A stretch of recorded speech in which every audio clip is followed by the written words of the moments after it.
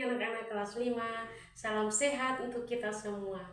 Hari ini kita kembali belajar dengan Ibu Dolorosa. Semoga di semester 2 ini kalian semakin semangat dan semakin bertanggung jawab atas tugas-tugas yang kalian miliki. Materi yang akan kita bahas pada hari ini adalah Roh Kudus menguatkan hati para rasul. Mari kita awali pembelajaran kita hari ini dengan doa pembuka. Dalam nama Bapa dan Putra dan Roh Kudus. Amin. Allah Bapa yang Maha Kuasa, Putramu wafat, para muridnya kehilangan pegangan hidup.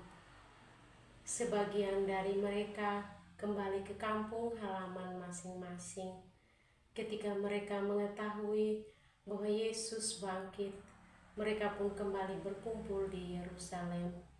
Meskipun demikian, mereka masih takut kepada penguasa bangsa di Yerusalem.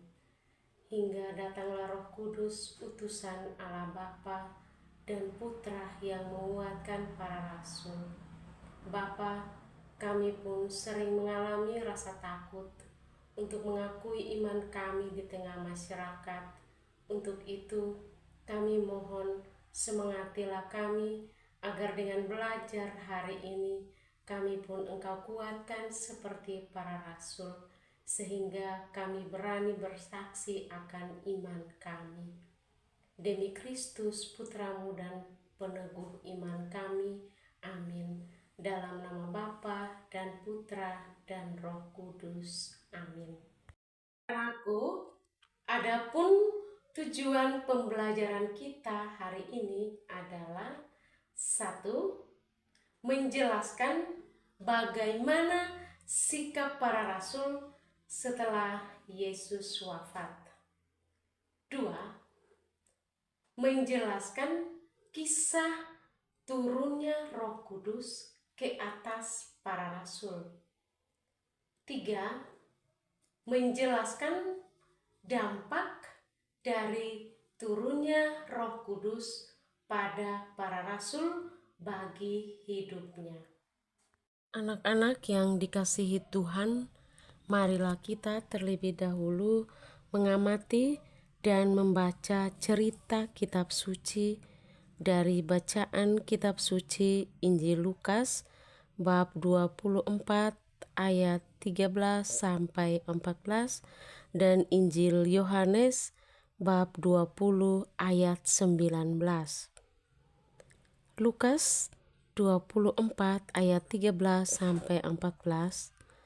Pada hari itu juga 2 orang murid Yesus pergi ke sebuah kampung bernama Emmaus yang terletak kira-kira 7 mil jauhnya dari Yerusalem, dan mereka bercakap-cakap tentang segala sesuatu yang telah terjadi.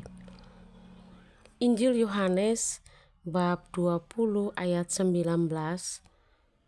Ketika hari sudah malam, pada hari pertama minggu itu, berkumpullah murid-murid Yesus di suatu tempat dengan pintu-pintu yang terkunci, karena mereka takut kepada orang-orang Yahudi. Pada waktu itu, datanglah Yesus dan berdiri di tengah-tengah mereka dan berkata, "Damai sejahtera bagi kamu." Anak-anakku, dari bacaan tadi kita bisa mengetahui setelah Yesus wafat di kayu salib, murid-muridnya merasa harapannya pupus. Para murid pun merasa ketakutan karena mereka dikejar-kejar oleh bangsa Yahudi. Bahkan ada murid Yesus yang pulang ke kampung halamannya.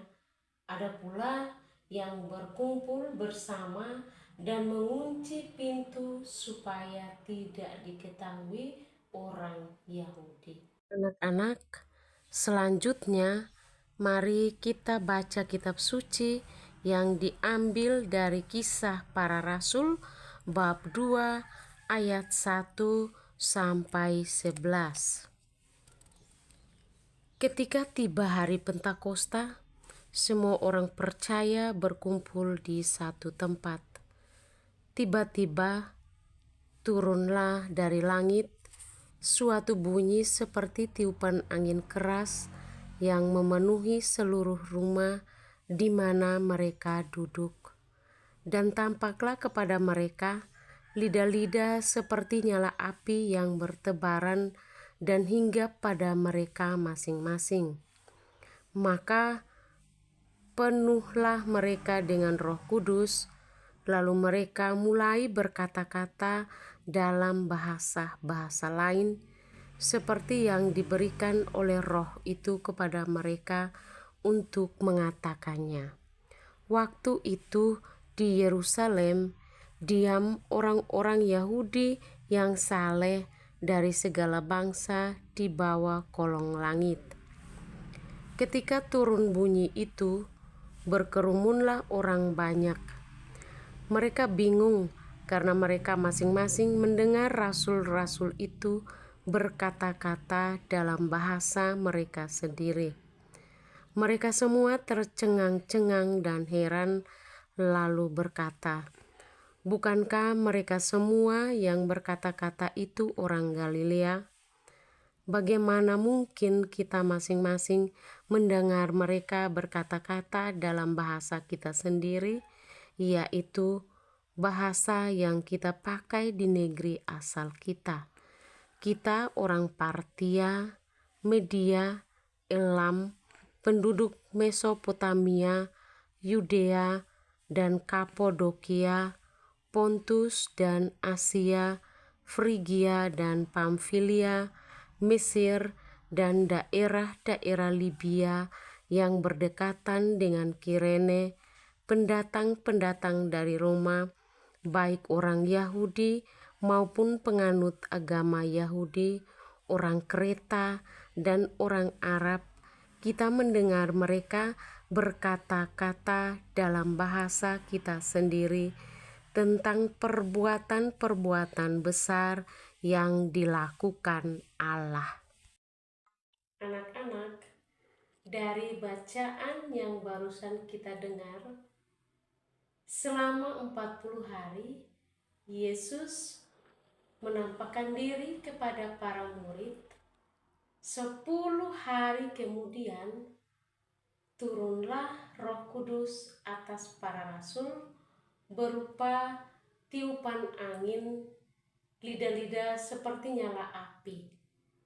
Dengan turunnya Roh Kudus, para murid semakin semangat dan berani mewartakan keselamatan Allah. Selain berupa seperti tiupan angin dan lidah-lidah seperti nyala api, Roh Kudus hadir dalam lambang air dan jari tangan. Anak-anak, lambang-lambang Roh Kudus: 1. Api melambangkan semangat. 2. Udara melambangkan kehidupan. 3. Air melambangkan kesegaran hidup. 4. Jari tangan melambangkan penyembuhan.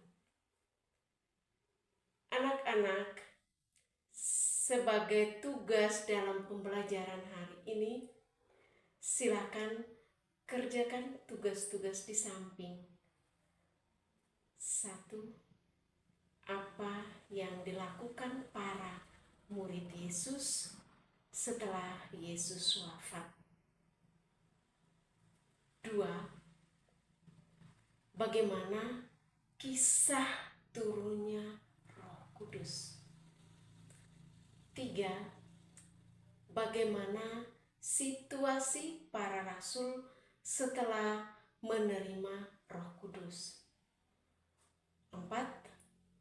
Jelaskan lambang-lambang Roh Kudus.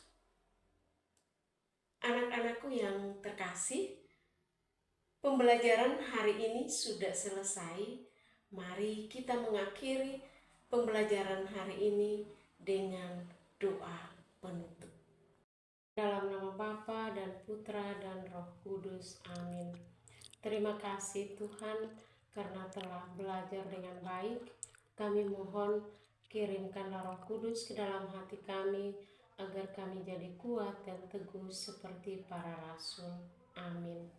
Dalam nama Bapa dan Putra dan Roh Kudus. Amin.